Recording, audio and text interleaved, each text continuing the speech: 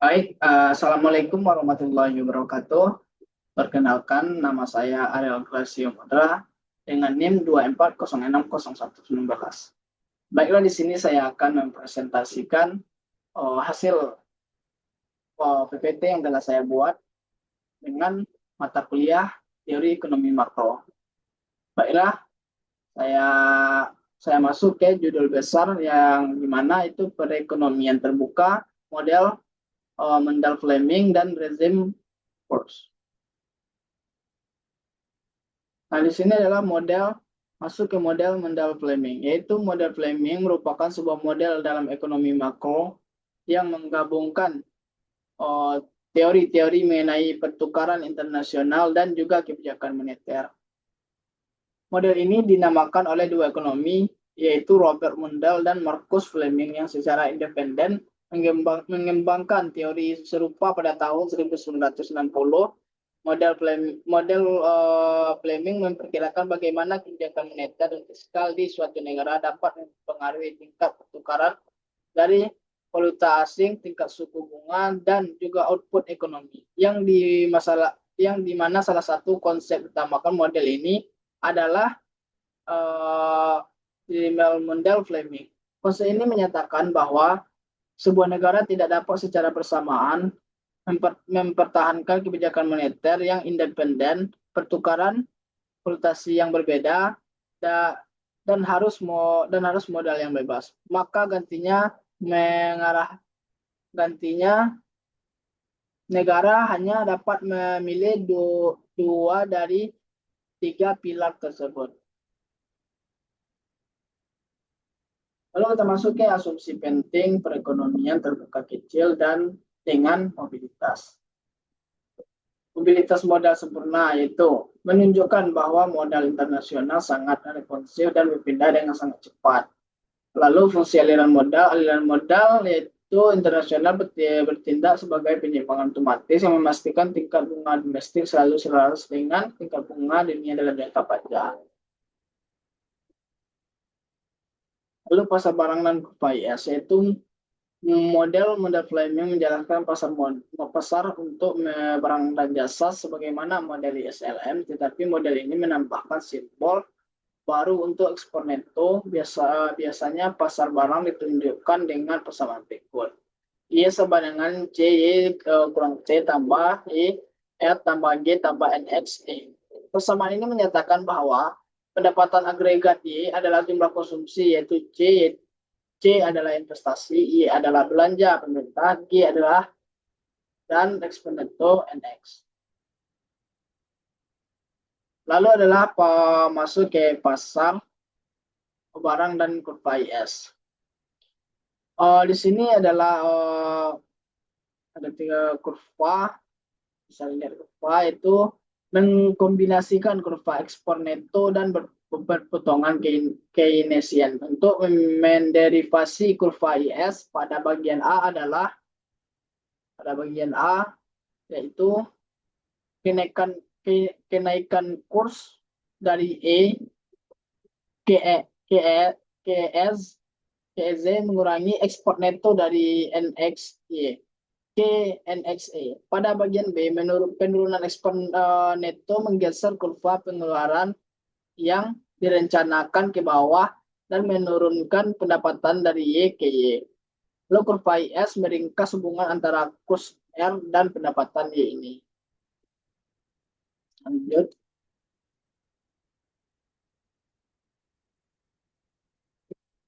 Lalu masuk ke pasar uang dan kurva LM, di mana model Fleming menunjukkan pasar uang dengan persamaan yang telah kita kenal dari model ISLM P dengan LRY.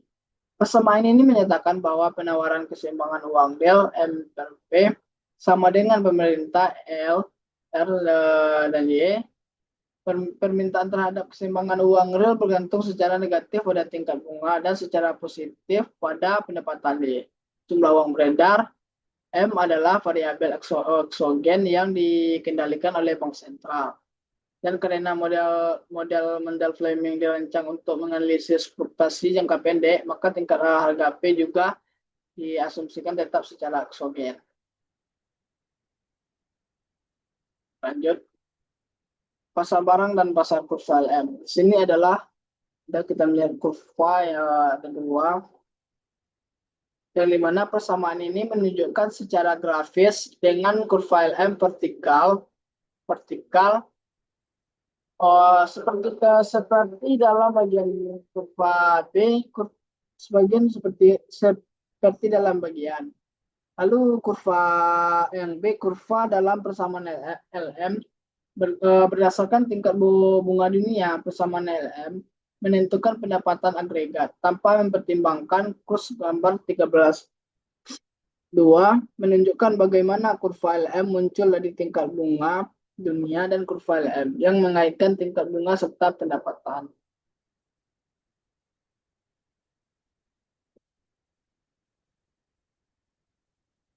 Lalu masuk ke merakit bagian model. Gambar ini, gambar ini ada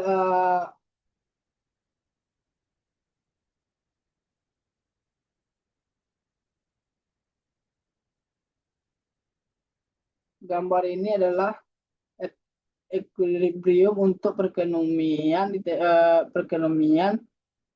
ditemukan di mana kurva IS dan kurva LM perpotongan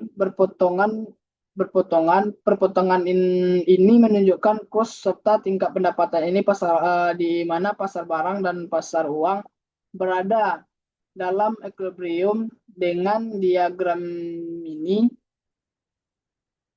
bisa menggunakan model Mendel Fleming untuk menunjukkan bagaimana pendapatan agregat Y dan kurs menang perubahan kebijakan. Lalu masuk ke perekonomian terbuka kecil dan dengan kurs mengambang. Sebelum menilai dampak kebijakan terhadap ekonomi global, kita perlu memahami sistem moneter internasional yang digunakan untuk suatu negara. Ini penting karena sistem tersebut menentukan bagaimana mata uang ditukar dalam perdagangan dan investasi antar negara. Ada 3 jenis kebijakan. Yang pertama itu jenis kebijakan fiskal atau anggaran, yaitu fiskal anggaran itu meningkatkan pengeluaran dalam negeri dengan cara memperbesar anggaran pemerintah atau mengurangi pajak. Kebijakan yang bersifat ekspansif ini akan mengakibatkan pergeseran kurva IS ke arah kanan yang seperti kita lihat pada gambar 13.4. Oke, 13.4.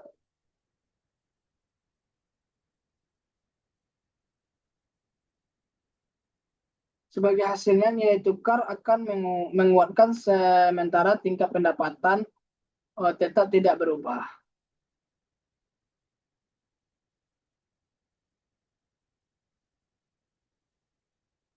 Lalu moneter. Ini moneter.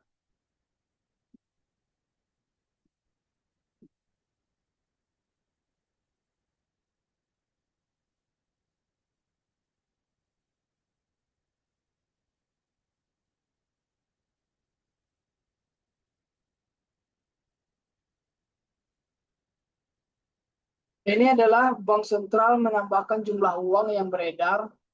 Penambahan jumlah uang yang beredar berarti adanya peningkatan dalam saldo uang real. Saldo uang real yang lebih tinggi akan menggeser kurva ke arah kanan.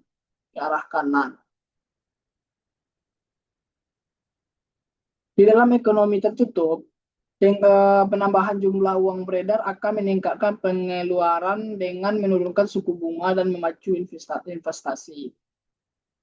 Ekonomi terbuka dengan skala kecil, saluran penyampaian moneter tidak tersedia karena suku bunga ditentukan oleh suku bunga global.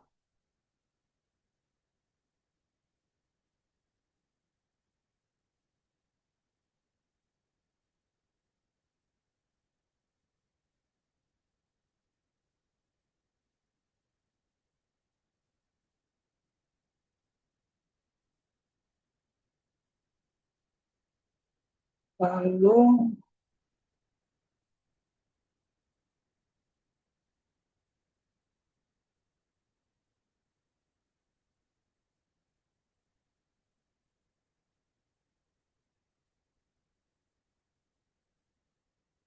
lalu aliran modal yang keluar aliran modal yang keluar ini mencegah suku bunga dalam negeri jatuh di bawah suku bunga global.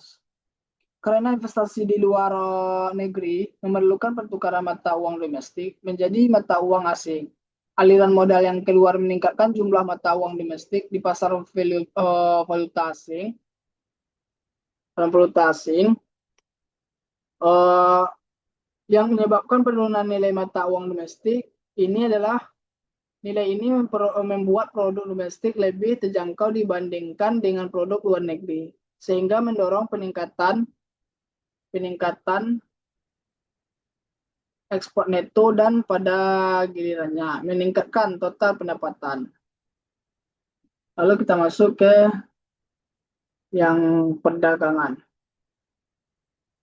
kebijakan perdagangan.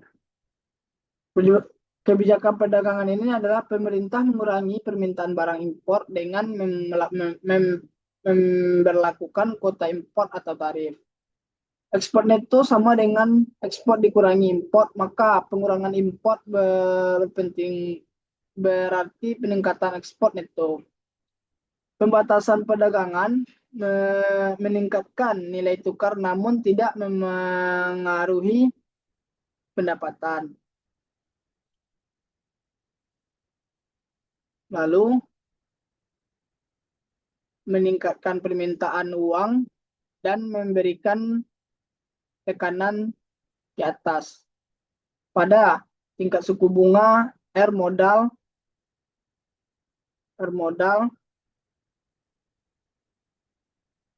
asing dengan cepat merespon dengan mengalirkannya ke dalam perekonomian domestik, mendorong tingkat suku bunga kembali ketika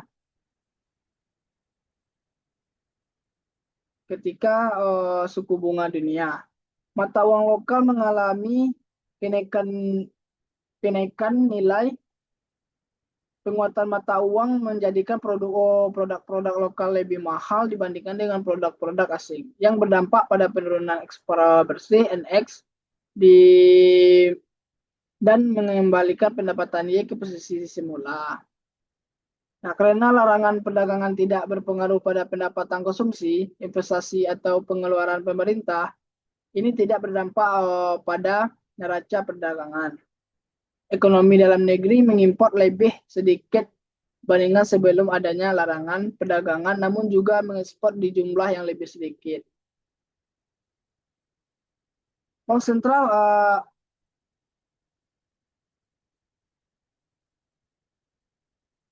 lanjut. Lalu kita masuk ke perekonomian terbuka kecil dengan kurs tetap, yang dimana bank sentral menggunakan sistem nilai tukar tetap untuk mengunci nilai itu nilai tukar dan siap untuk membeli dan menjual mata uang domestik.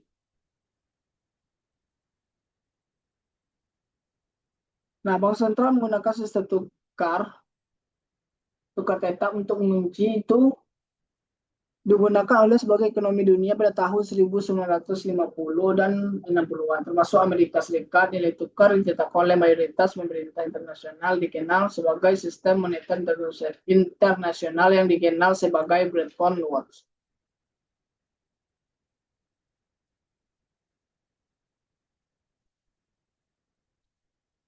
Bagaimana sistem kurs tetap bekerja? Dalam sistem nilai tukar tetap, bank sentral berperan menjaga stabilitas nilai tukar mata uang domestik terhadap mata uang asing pada tingkat yang sudah ditentukan sebelumnya. Sebagai contoh, Jika The Fed menetapkan nilai tukar 100 yen per dolar, maka bank sentral tersebut harus selalu siap menukarkan 100 yen dengan satu dolar atau sebaliknya. Untuk menjalankan kebijakan ini, The Fed membutuhkan cadangan dolar yang bisa dicetak sewaktu-waktu serta cadangan yen yang harus sudah tersedia karena tidak bisa dicetak sendiri.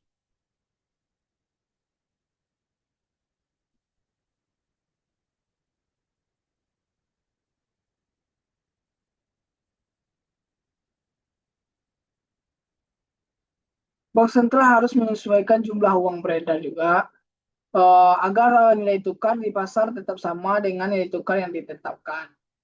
The Fed menetapkan nilai tukar 100 yen per dolar, 100 yen per dolar, tetap nilai tukar pasar saat ini justru 150 yen per dolar. Dalam kondisi ini ada peluang untuk meraih keuntungan melalui arbitrage. Se, se, Seorang pelaku pasar dapat membeli 300 yen pasar dengan US dollar, US dollar, lalu menukarkan DFED dan menetapkan 3 US dollar. Keuntungan US dollar 1 US dollar ini terjadi karena perbedaan nilai tukar, yaitu meningkatkan jumlah uang beredar. Nah, nilai tukar pasar berada di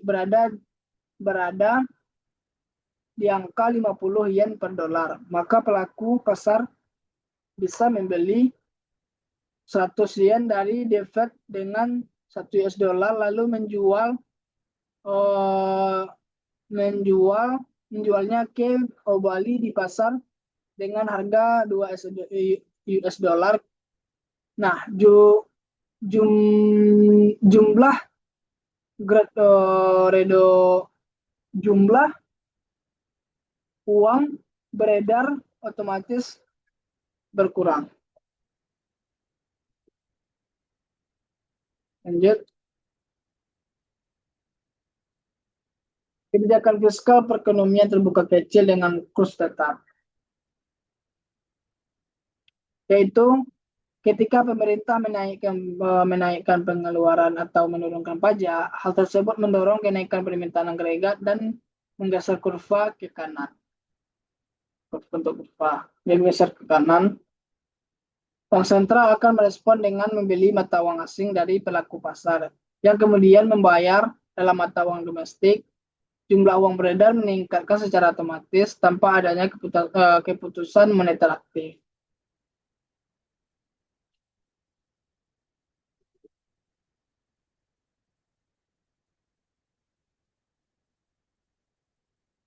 Lalu masuk ke kebijakan moneter perekonomian terbuka kecil dengan kurs tetap.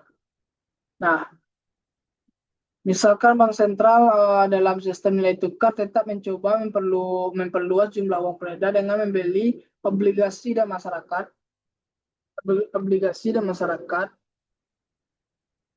lalu menurunkan suku bunga dan menyebabkan nilai tukar domestik melemah. Ketika nilai tukar mulai turun di pasar, pelaku pasar akan menukarkan mata uang domestik dengan mata uang yang melalui bank sentral.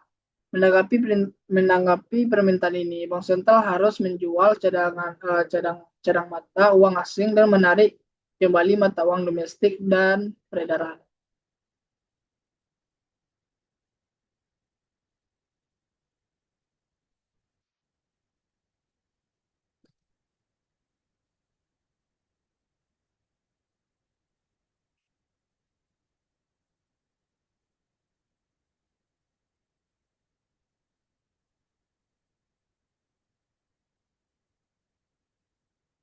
Lalu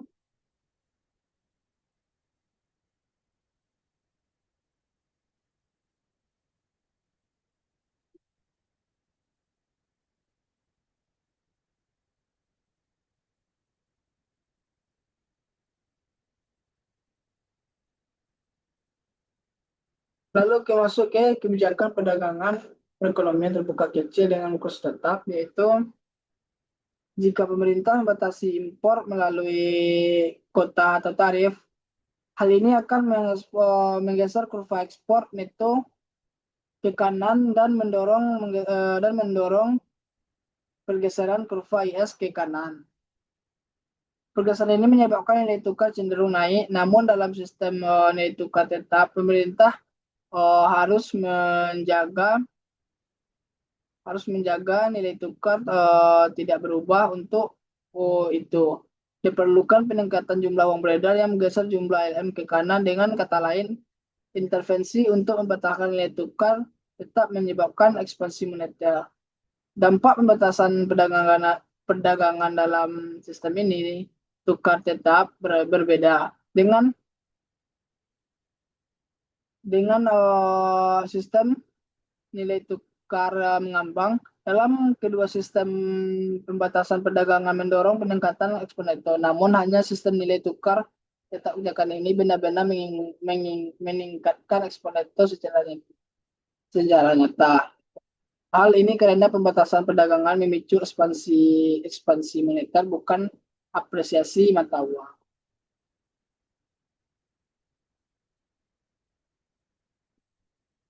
Nah, lanjut masuk ke kebijakan dalam model Fleming. Sebuah ringkasan yaitu model Fleming menunjukkan bahwa dampak dari hampir setiap kebijakan ekonomi terhadap negara kecil dengan ekonomi terbuka sangat bergantung pada sistem nilai tukar yang digunakan. Apakah nilai tukar mengambang atau tetap?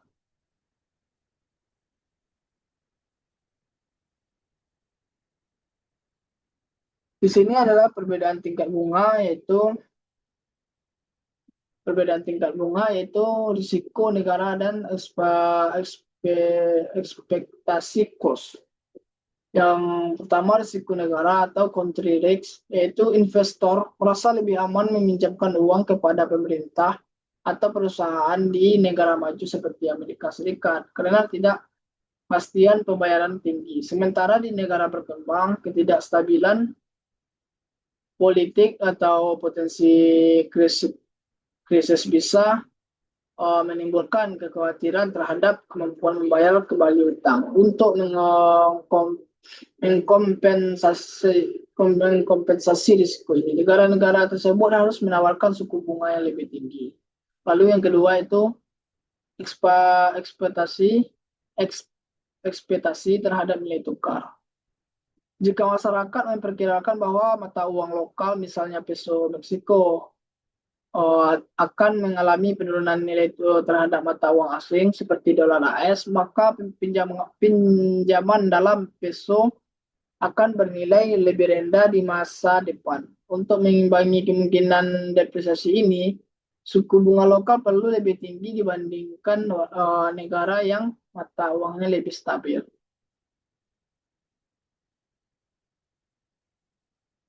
Lalu perbedaan tingkat bunga. Perbedaan tingkat bunga dalam model Fleming. Model Fleming menunjukkan bahwa dalam perekonomian terbuka kecil, kenaikan premi risiko memicu kenaikan suku bunga domestik yang menyebabkan depresiasi mata uang. Meskipun secara teoritis dapat meningkatkan ekspor, maka kenyataan hal ini seringkali menghambat pertumbuhan pendapatan nasional akibat inflasi barang impor, penurunan investasi, dan pengetatan kebijakan moneter oleh bank sentral. Lalu kurs mengambang atau kurs tetap, atau yang disebut dengan serangan spekulatif, currency bourse, dan dolerasi. Yaitu dalam sistem nilai tukar tetap, bank sentral rentan terhadap serangan spekulatif yang dapat menghabiskan cadangan devisa untuk mengatasinya. Sistem currency bourse menjamin ketersediaan cadangan penuh bagi mata uang lokal. Alternatif lainnya adalah dolarasi, yakni mengadopsi dolar AS sepenuhnya untuk stabilitas meski negara harus kehilangan pendapatan dari percetakan uang sendiri.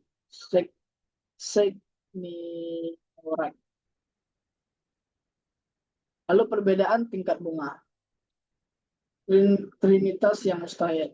Yang pertama, pilihan pertama adalah menggunakan aliran modal bebas dan juga kebijakan moneter independen seperti yang dilakukan Amerika Serikat, seperti seberapa tahun terakhir. Pada kasus ini mustahil untuk menerapkan kurs tetap. Yang kedua, pilihan kedua dengan menerapkan aliran modal bebas dan kurs tetap seperti yang dilakukan Hong Kong beberapa tahun terakhir. Yang ketiga, pilihan dengan membatasi aliran modal internasional baik masuk maupun keluar seperti yang dilakukan China beberapa tahun terakhir. Pada kasus ini, kurs tidak lagi tetap terhadap tingkat bunga dunia, namun ditentukan oleh kekuatan domestik seperti yang terjadi pada kasus perekonomian tertutup.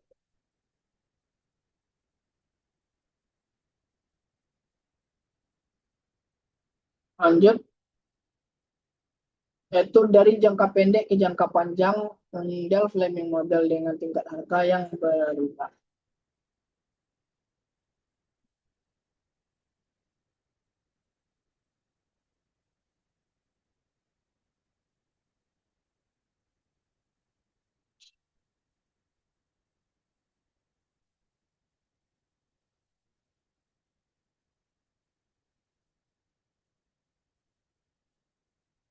13 13 ini adalah gambar dampak penurunan tingkat harga terhadap perekonomian ketika harga menurun, nilai real dari jumlah uang beredar meningkat, sehingga mendorong pergeseran kurva LM ke kanan sebagaimana terlihat pada gambar gambar A. Nilai tukar menurun, nilai tukar real menurunkan, tingkat pendapatan keseimbangan meningkat. Yang B yaitu merangkum hubungan negatif ini antara tingkat harga dan pendapatan dalam bentuk kurva permintaan agregat AD. Seperti hal model ISLM menjelaskan perbentukan kurva permintaan agregat dalam ekonomi tertutup. Model Fleming berfungsi untuk menjelaskan kurva permintaan agregat pada ekonomi terbuka kecil. Lalu yang 14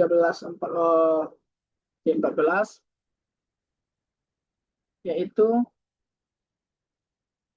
laju penyesuaian antara keseimbangan jangka pendek ke jangka panjang sangat bergantung pada kecepatan perubahan tingkat harga dalam menyesuaikan diri untuk mengembalikan output ke tingkat alamiahnya. Yaitu Y, pendapatan di titik K, pendapatan di titik K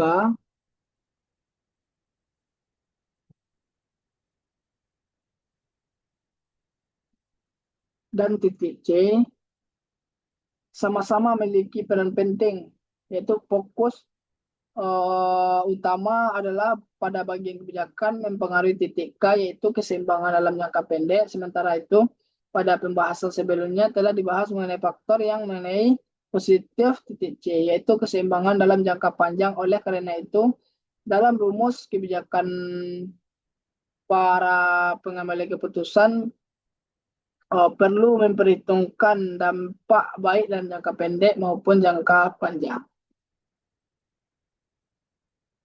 Baiklah, sampai sini dulu yang bisa saya jelaskan.